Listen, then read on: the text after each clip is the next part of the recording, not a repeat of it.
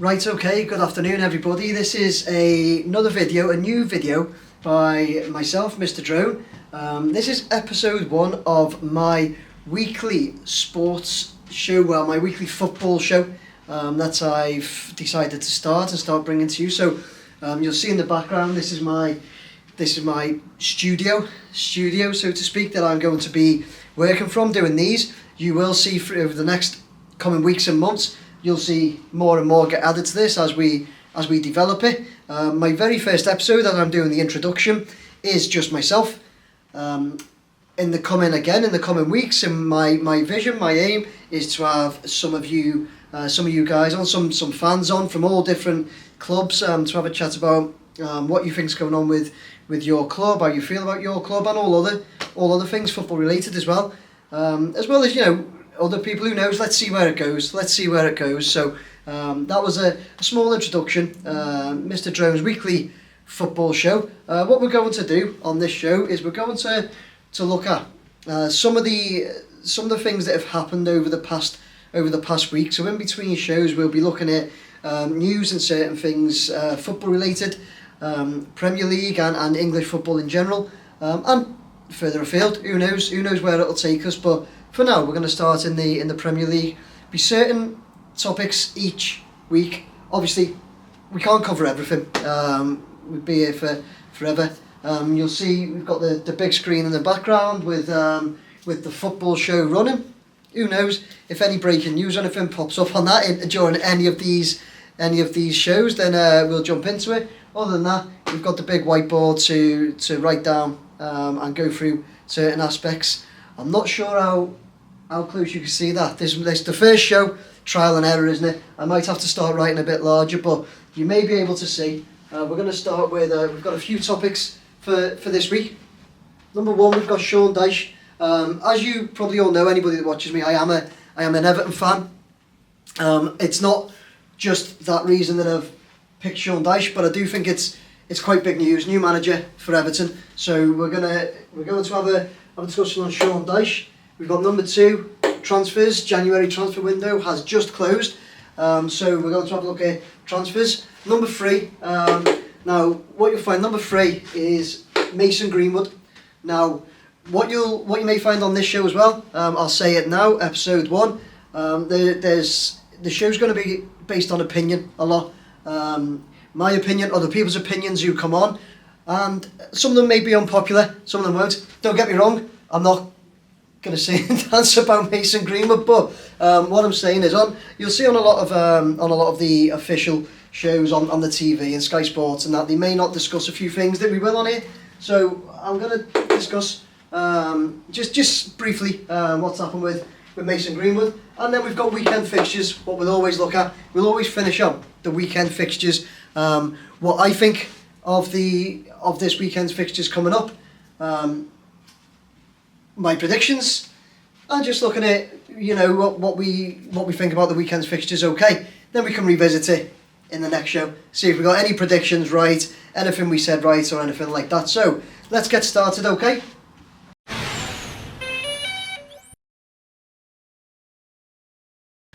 Okay, so first up, number 1, as I said, Sean Dyche, just appointed by Everton to be Everton's new manager, to try and get them out of the sticky stage they find themselves in the league position.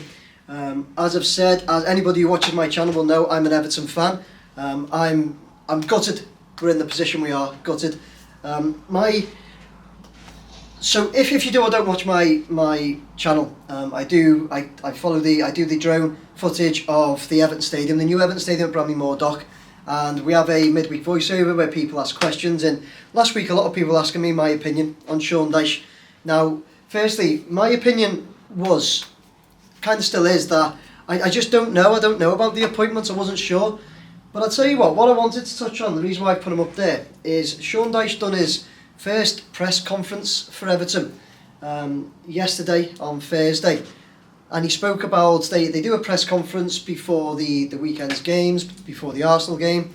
Really tough game for him to start with as well, by the way, Arsenal. I'll be there tomorrow. But now his press conference I watched, and one thing I will say is it was it was a bit of a sigh of relief when I heard him talking, and he just come across really well, in my opinion, on his press conference, really well indeed. Whereas we'd been the past few weeks, we'd gone through months really. Actually, we'd gone through Lampard doing it every week, being asked the same questions about the situation. He was given the same answers. I done a video on that a couple of weeks ago.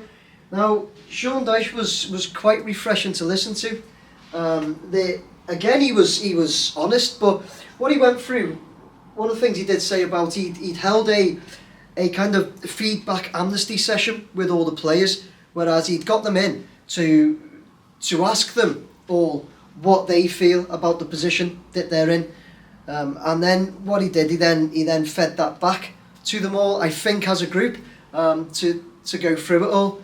And the one thing he did say, that they were all realistic and honest about where they were, where they felt the club was, but they all gave a real desire. He said that a real desire to you'll see me looking down here. I've made notes. Sorry, got to make notes.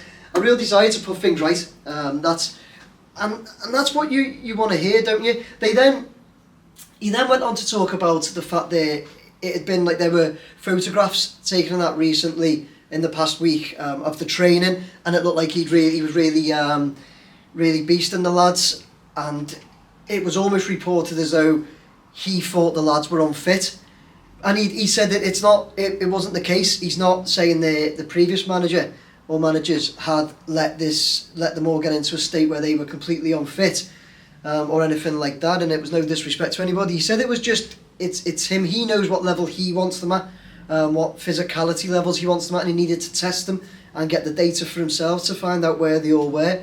So that's what he was doing. So whereas it looked like I say, and I think a lot of Evertonians were looking at it going, yeah, look, he's really beasting the lads. He's getting them back in shape. He was just trying to say it's not a case that they were not in shape or whatever, what he thought, but he's got this level of physicality that he wants them at, which was again good to hear, that he's going in with his ideas and straight away laying down there where he wants them. In my opinion, it's good to hear that.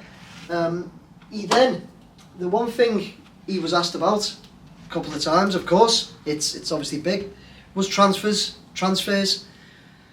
and the fact that Everton have made no transfers at all in the January window. For me, my personal opinion is that was a big mistake by Everton. Big mistake. He did say it wasn't for the lack of trying, and he said he was there with them, with Kevin Farwell, the rest of them.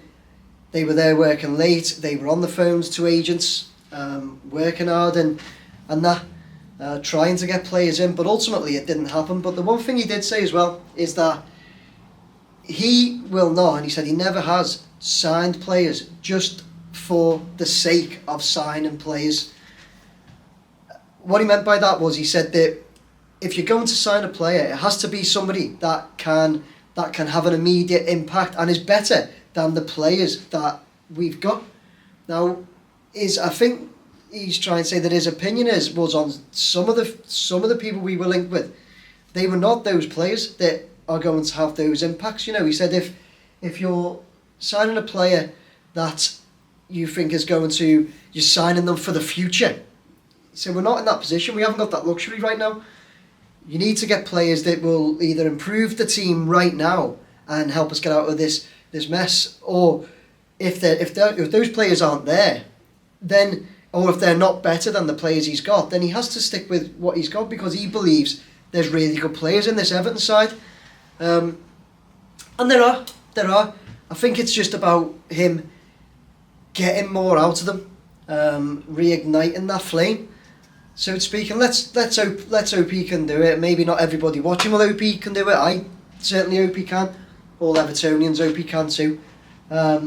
Lastly, he'd said, and a big part of this is that he'd said that him and his team, as I've just said, they want to reignite this flame in the Everton players, in the Everton club as a whole. It needs reigniting. he did say he knows there's a lot of disgruntled Evertonians at the moment, a lot. But he said, but even the most disgruntled Evertonian, if they could just park that just for a short time and get behind him and his team, the lads, the players and the club for now, because he said he needs the entire Everton team in it together. Now, he's got a job on his hands there.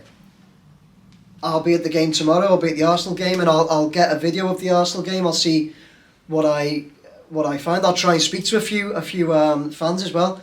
But he's got a big job because there's a lot of pain the fans are going through, the Evertonians. Me being one of them. It just feels like we're constantly being lied to. My opinion as well, by the way, on the appointments of Sean Dyche. My opinion, they sacked Frank Lampard at a terrible time, mid transfer window, and they didn't have anybody set up in place to take over. So they're then trying to sign players with no manager, and these players take advice from their agents, and that. We've also got fans. Let's remember a couple of weeks ago there were fans confronting players on the street. So you can imagine these football agents are saying to some of their players on their books about going to Everton, no manager, joint bottom of the league, club seems like it's in a complete mess. What advice they got to go there? Yeah, the history, of course. It's a massive club. It's a big club. One of the founders of the Football League, and loads of history, loads of support. But right now things aren't great. So what my opinion on this is, as an Evertonian, I've been from being there, seeing it all. I personally think that feet were dragged on purpose to not appoint a manager in time before the deadline window was closing on the 31st. But what did we appoint him on the 30th? They'd had a week and a half, 2 weeks or whatever to do that. So they got rid of Frank Lampard, nobody in place. They messed around with Bielsa. All names thrown in the hat again, just in typical Everton way. I'm going to go through that again in a minute with the transfers as well. But all people thrown in the hat. It comes down to Sean Dyche. He was the favourite, and kind of I think most people knew it was going to be him. But it still took them so long. They finally announced it on the 30th of January. He's got, I think it was the 30th. He's got, hours or whatever to try and get people in if he wanted people in. It's just, and then they let Gordon go as well. That like the same day or just a few hours before, whatever. 45 million. It gives him no time to spend that money. You've got all these other problems, whereas players don't want to come, which I'll look at just in a sec. We'll look at the players that Everton were actually linked with, and I'll list them up there. I'll try and do them big so we can all see. But so my thoughts are, my opinion is, like I say, this show's going to be a lot of opinions on this show. Hopefully, some you might like, some you might not, some you might agree with, a lot you won't. But I just think they've done it on purpose, honestly. Knowing the way it wears, if you almost know the where's the Arteta money ongoing joke's been going on for years. It's going to turn into a where's the Gordon money? No, think, where's the Gordon money, Bill? Where's the Gordon money for Ad? So it's going to turn into that. I'm certain of it, that they can't spend that money now. That'll just disappear into the ether. The one good thing we've got going for us, Evertonians, is the stadium at Bramley-Moore Dock and the appointment of Sean Dyche now. He's grown on me after his press conference and that, and he's grown on me. I've also seen other people like Gary Neville. I've spoken about him, saying that Gary Neville, who's sometimes you agree with him, sometimes you don't. Again, but he said that he's the fit that Everton need. He said something along the lines of, all Evertonians want is to see everyone on that pitch work hard in that shirt, play their socks off in that shirt, play like their lives depended on it, something along those lines. And what he said was, Sean Dyche is somebody who can get that out of them. If that's the case, then the fans will 100% back Dyche and the players. 100%. There's no question. There's no question. It's proven already.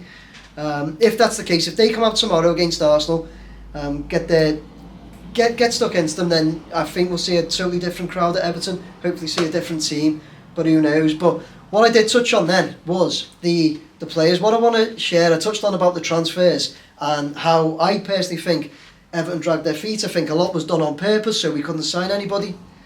Let's just look at, I've made a list, I'm going to write it all down. Let's look at the ones we were actually linked with. Okay, here we go. I'll do this list in blue. I've got a blue pen here. So let's get started. Now this could take up a while. That doesn't fit in there. Yeah, it does. This could take a long time on this video. But here we go. We've got 1. Conor Gallagher. Okay. What happened with him? Snubbed us. Snubbed. We've got Dyche.mins. We all know what happened with Dyche.mins, don't we? It was shocking. This keeps going black, by the way, the TV, I've just noticed. Apologies for that, I'll have to get that sorted. I think it might be an internet issue, but anyway, Dyche.mins, Spurs, wasn't it? Let's go 3. Danny Ings, West Ham. 4. Are you? Forest. Went to Forest instead. 5. We've got Isco. Don't know what's going on with that. Isco's a free agent apparently. But I think it's his fitness. But anyway, it's pathetic. Let's go 6. I've seen Batshuayi, however you spell his name. 7 is Mylasar. Rejected. Let's go 8. Giroud. Rejected. 9. The list goes on. 9. Mateta from Palace. Just apparently Mateta was just an inquiry. Whatever, you know. 10. Musa Dembele from Lyon, didn't happen. 11, what have we got? Sula Mana, went to Southampton. 12, we've got Becker from Union Berlin.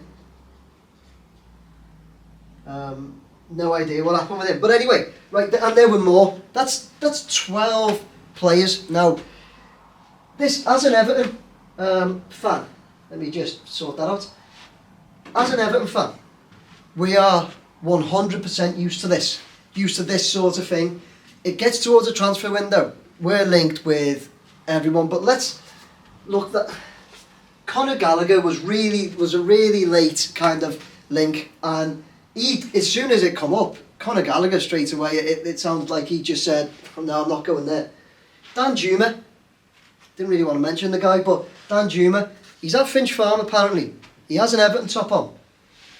The next day, he doesn't turn up to Finch Farm to sign. Why he didn't sign there and then, but anyway, turns up, he doesn't turn up to Finch Farm. He's in London, signs for Spurs, scores for them as well in their first game in the cup. Danny Ings snubs us, goes to West Ham. Danny Ings is a great player in my opinion as well, just scores goals. Andre Ayew goes to Nottingham Forest, fair enough. Andre Ayew, what is it? He's 33-year-old free agent. I think he was a free agent anyway. But whether you want him or not is not the point I'm making. He snubs us to go to Nottingham Forest. That must be Nottingham Forest like 50th signing or something of this season. Isco, there's links with Isco, but I don't think he's fit. Batshuayi, I've seen links with, but that disappeared. Ismail Assar, rejected. Olivier Giroud, rejected. Mateta, just an inquiry. Musa Dembele, what happened with that. Sulemana hurt. So whether, again, good or not, I don't think we're unsure. Looked decent in the in the, what am I trying to say, in the World Cup. But he's rejected us. Or I'm not sure if we did. I think we bid in that. But ultimately he's gone to Southampton, who were joint bottom of the league. So there you go. Everton. And then Becker, there was a link with this Geraldo Becker from Union Berlin. That's 12. There were probably more.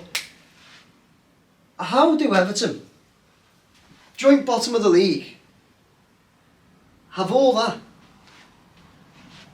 that in the pipeline, and not one of them, for any reason, for many reasons, not one of them comes, or should I say goes to Everton, not one of them. It's bizarre. But as an Evertonian, it's almost every single transfer window. Almost every transfer window, that type of thing happens over and over again. So, yeah. Sean Dyche appointment.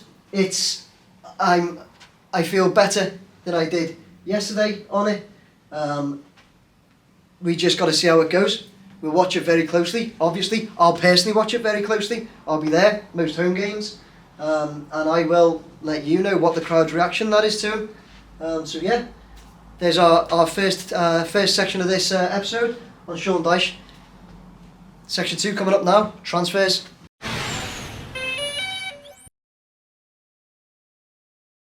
Okay guys, welcome back. So section 2 of this episode of my show is transfers. Going to touch on transfers. So the January transfer window is just closed. And we've seen a massive spend. I think it broke the record again for a January transfer window. What I want to discuss, and if you can see it in the background, you may know already, I want to discuss Chelsea. I want to talk about Chelsea. Looks like I'm still having problems with that screen. I will sort that in the coming weeks. It's definitely an internet signal issue. Anyway, Chelsea spent a massive £323.3 million in one window. Have we ever seen anything like that before by one club? Not that I can recall. Can any of you? Am I missing something? Can any of you recall anything? Anybody spending more than that in one window? It is unreal. It is unbelievable. When we think about the financial fair play and all that everybody's under at the moment. Again, I go back to my own club, Everton. We're stuck with some financial fair play issues that we can't spend too much, and last season there was even, we were even investigated about it and all this, but this 323 million in one window is mad. So let's have a little look at them, okay? Little look. Got number one, Enzo Fernandez, the big one, 106.8 million on an 8.5 year deal. Malo Gusto, 26.3 million, 7 year deal. Noni Madueke, 29 million, 7.5 year deal. Mudryk, 88.5 million, 8.5 years. Got João Felix, 9.7 million, but it's a loan.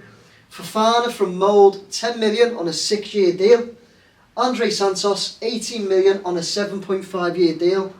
And Benoit Badiashile, 35 million on a 7.5 year deal. That list is almost as long as the players that Everton were linked with. But Chelsea secured every single one of theirs at a massive price too. So how did they... Do you know what? I've written myself a note there. I'm going to get rid of that. So how did they get away with this when we consider financial fair play? So the main point is, I'll just tell you how I understand it, what I've read and heard and how I understand it. The main point is the length of the deals. 8.5 years, 7 years, another 8.5 and more 7s and 7.5s. Now again, aside from the fact I don't think we've ever seen such a massive spend by one club in a January transfer window, there's also the point that, have we ever seen deals like this? Contracts, 8.5 years, 7.5 year. No, I don't think so. Now that's how they get away with it. That's how they've got away with it. It was first reported as a loophole, but it's not really a loophole. It's just a case of they've read the rules and realised that any club can do these deals, but basically when you do on such a long deal, you can spread. So the 106 million for Enzo Fernandez, great player by the way. They spread that 106 million over the term of the deal, 8.5 years, split out accordingly. So that brings it down from the actual January spend, what goes in the accounts, brings it right down. Same with the rest of them. But yet, anyone that they sell, so if they'd have sold Conor Gallagher, let's say for 40 million, all of that money for Gallagher goes into the pot for January. Okay, so that brings the deficit right down. However, what is the problem for them is the risk. Now, unless they've got some sort of break clauses or something in these contracts, I'm not sure if they will, but I'm not sure if that would have been, if they'd have gone away with that. I'm not 100%, but to have a player for 8.5 years is obviously a huge risk, but it's not one, is it? It's, let's look at from 6 years, 1, 2, 3, 4, 5, 7 players on massive money, on massive contracts. If let's say massive worst case. Now let's say they all have horrendous injuries. I hope they don't, obviously. Just not because of Chelsea, just for them. As players and human beings, I hope they don't. But worst case scenario, if they did, Chelsea is stuck with these contracts for this length of term. That's as far as I see it, unless there are certain break clauses or anything. So they've got some great players. There's no doubting about that, in my opinion. I think that Mudryk looks outstanding for me. I know Enzo Fernandez is the big buy, but I think that Mudryk looks absolutely. I think he looks absolutely outstanding as a flair player. I think he looks really, really good. So he's going to be the my one to watch for them. But yeah, like I say, they could be stuck. They could be stuck in a bad position if anything doesn't work out for any reason. But that's the risk they've taken. So any other club could have done this. But would any other club take that risk? Well, obviously not, because they haven't, have they? As far as I know, I don't think any other club did look at such long-term contracts. But yeah, that's how it's done. So Chelsea's spend 323.3 million. One January transfer window is mental, is really mental. But as I mentioned there, so we're going to look at just a few other transfers that I think are worth keeping an eye on. Let's rub out the ones, no disrespect to them, but what I'm gonna keep Mudryk there, because I think Mudryk is one to watch. Absolutely, I think he looks like a fantastic player. Just a couple of others that I've picked up personally. Again, as I've said already, this show is going to be based on opinions. I'll tell you a few others that I think. Here we go. Trossard to Arsenal. Now, Trossard was 23 million, 4.5 year deal. I personally, right, I've always watched him at Brighton. I've always thought he was a class player, really do. I think that's a great buy for them. I think it's a great player. I think they've picked up a superb player. I think he'll help push them towards the title this season. Trossard, I think he's one to watch. What have we got? 25 goals in like 116 games for Brighton though. I think we'll see a few more for Arsenal. I think he's there to provide as well, more so. Yeah, I've picked up, here's one, Jorginho. Rutter, who's gone to Leeds. Gone to Leeds from Hoffenheim. 36 million on a 5.5 year deal. Now, he looks decent. I think we'll have to watch him. He looks decent. I think he's got his chance there. Leeds have picked him up because what's the other lad who's gone injured anyway? Move on. But anyway, he's got his chance at Leeds. I think he looks like one to watch as well. I think that's a good buy. Another one. Pen's running out. Cody Gakpo to Liverpool. Now, they got him early in the window. 37 mil on a 6-year deal. Okay, 6 years, so again, touching on the length of contract, 6 years, quite a lengthy one, isn't it? Going back to the Chelsea thing I was just saying, so 6 years is a decent one, but I don't think Liverpool aren't anywhere near with struggling with FFP. I don't think, and that's the only one they've brought in, of course. So 37 million as well. It's not like it's you know, huge fee. I think he looks one to watch as well. He looked good in the World Cup. That's the reason why I'd say this. He looked good in the World Cup. He come from PSV, and I don't watch that league obviously that much, but I think he looks, if he's anything, going from the World Cup's anything to go by. He looked good. He really did, and I think if he gets going, I think he'll be a great player for Liverpool. So yeah, I think he's one to watch. And yeah, here's a funny one. I'm gonna have to change pen because that's not working for me. There we go. You can see it now. Here's a class one that happened on deadline day. Keylor Navas from PSG to Forest, Nottingham Forest. I mean, that's a loan. Keylor Navas, PSG to Nottingham Forest. What's going on there? And what does that mean for Dean Henderson as well? I wonder, is Navas going to be first choice now, just straight in? Don't know. We'll obviously see this weekend, but they're the ones for me that I think are ones to watch.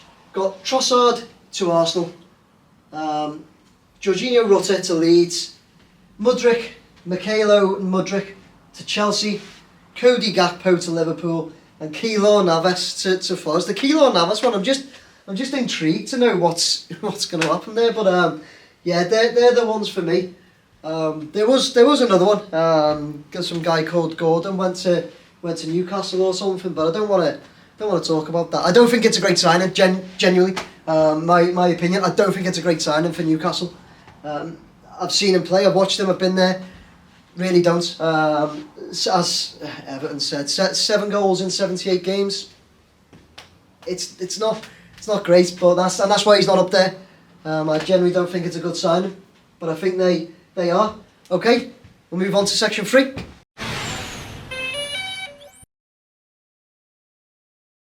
Okay, section 3 is Mason Greenwood. Now, this will be a quick section, I assure you. The reason he's up there is because it just broke yesterday.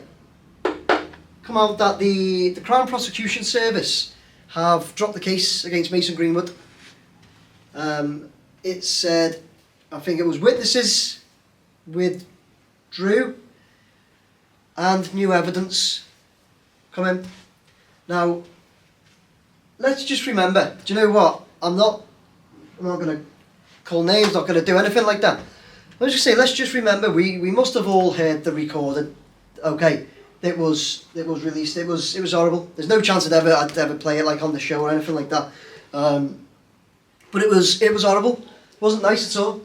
So somehow, I mean, it's got to be a payoff, hasn't it? It's got to be. That's not the reason he's up there, though. The reason he's up there is because it's shocked me quite a lot that the news come out there that it's all been dropped. But why I put him up there is I wonder what that means for Manchester United now. I know they've come out quickly and said they have to follow their in-house process of whatever that means. But will he play for them again? Will he play for anyone? I'd say, would anyone have him? I don't want to throw names out there, and this is my very first show. I'm going to end up getting sued or something like that. But there's other players that that have been through the same sort of thing and they're playing now after a bit. There's always a club that might take them, and ultimately, no charges dropped. So means in the eyes of the law, really, I suppose he's done nothing wrong. If you're going on opinion, I certainly think he did. But what does it mean for Man United? What does it mean for him as a player? I've thrown that in because I'd like people's opinions as well. If you want my opinion on it, definitely wouldn't want my club to sign him. Definitely not. But what would everybody else think there? Is it a case of innocent till proven guilty in that, and should he be back on with United, or what? What does it mean? What does it mean, everyone? What does it mean? Yeah, I just wanted to throw that one in there. I'm going to see if I can get maybe a little something that might be not as popular in there. Quickly though, couple of minutes talk. Let me have your thoughts and opinion. Let's move on to section 4.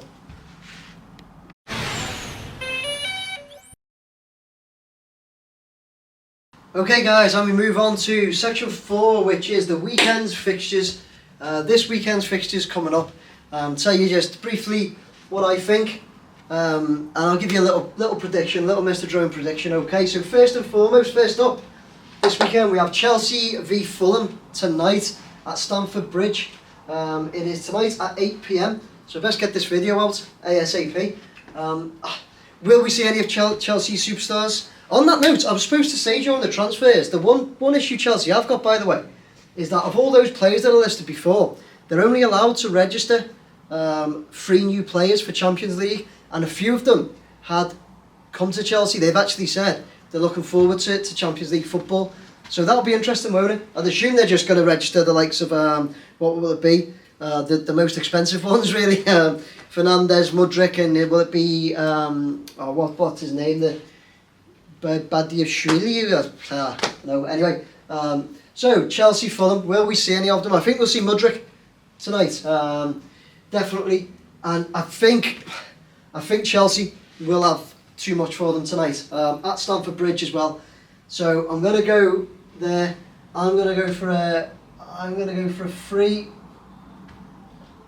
3-1 Chelsea. I think Fulham will get one. I'm going to go for 3-1 Chelsea.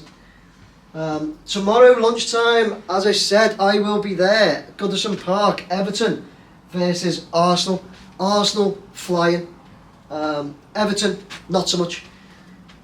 But new manager, Sean Dyche. Everton, typical Everton, are likely. Look, we got a draw against Man City, and then have done nothing since. It's very typical of Everton to get a draw. I'm gonna go 2-2. Okay, I'm gonna go 2-2. I'm not just saying that as an Evertonian, I promise. I just think, like I say, it's typical Everton. The new manager as well. I think the fans might make it quite tough for Arsenal tomorrow as well. So I'm gonna go for a draw, 2-2. Villa Leicester, tough one to call, isn't it? Villa Leicester. Villa signed Danny Ings, but I believe he's out for a while. So, do you know what though? It's tough at home, and I don't think Leicester. I'm gonna go for a 2-1 Villa. Brentford Southampton. That's not as tough for me. I'm gonna go straight for Brentford. I think Brentford have got something about them, this season. I think they definitely look aside. Just when they get on the pitch and start playing, it just seems to all come together for them. I'm gonna go Brentford. I'm gonna go another 2-1 there. Brentford. I hate putting nil scores. You'll find this when I'm doing my predictions over the next episodes and everything. When I have people in as well, we'll get other people's predictions. But I just hate putting zero. But anyway, you'll probably never see me predict a 0-0. Man United Palace. I'm going to go straight for a Man United 3-1. I think that United are looking good. It's coming together again for them. I think the manager's doing a great job. Wolves, Liverpool. Liverpool have struggled a bit recently, but it can't last. I think I'm going to go straight for a Liverpool. Do you know what? You're going to see me doing... No, you're not. I think Wolves will get one. Van Dijk's out, isn't he? I'm going to go for a Liverpool 3-1 as well. How many 3-1s have I put? 3-3-1s. Tell you what, if you predict all these scores over the weekend and it comes in, you'll be a multi-millionaire. Newcastle, West Ham. Now I am going to go for a 0 for West Ham and nil. I'm going to go 3-0 Newcastle. That's the evening game, Saturday, 5:30 PM kickoff at Newcastle. Newcastle are just flying. I might do a bit of my next week's episode on Newcastle. They are flying. Good for them. Good for you, Geordies. Around this time last season, Newcastle were down in the fight at the bottom. I recall when they got the takeover, and I'll talk about them more next week, I think. But when they got the takeover, Everton played them next away at their ground, and they beat us 3-0. And it just seemed to have all changed there for them immediately. Immediate impact. They haven't turned around since. They haven't looked back since. Superb for them. Superb. Wish it was Everton. Forest Leeds, tough one to call, but it's at Forest as well. Man's on the TV right now, but I'm gonna go for, unfortunately for these guys, I'm gonna go for no. Do you know what? No, unfortunately, I'm gonna go for a 1-1. That's a tough one to call, and that's a 2 PM Sunday game. Forest versus Leeds. Spurs City. For me, that's a great late afternoon game for a Sunday. I'll definitely have my feet up watching that. I should have had all my drone work done by that time of the weekend, and I'll sit down and watch that. And I am going to go for a Spurs win, or do I? When you think Haaland picked up again, didn't he? Did he get a hat-trick in his last game, Haaland? I'm going to change my mind. I'm torn a bit. Don't want to go draw. Just don't want to. I'm going to go... Do you know what? Let's have a good score. I'm going to go 3-2 City. There. I'm going to go 3-2 City. It's a good bunch of games this weekend. I love it when... 1, 2, 3, 4, 5, 6, 7, 8... Yeah. I love it when they're all playing as well. Is that all of them? 1, 2, 3, 4, 5, 6, 7, 8, 9... That's not all of them, is it? We're missing a game. Anyway, great bunch of games this weekend. Really hope Everton, personal point of view, really hope Everton pull something off against Arsenal. I hope I've got all them right as well. How good would that be? First show and I've got them all right. Anyway, guys, I'm going to finish off there. I've no idea how long this went on for. This is my very first episode. If you're still watching now to the very end, thank you very much and good on you.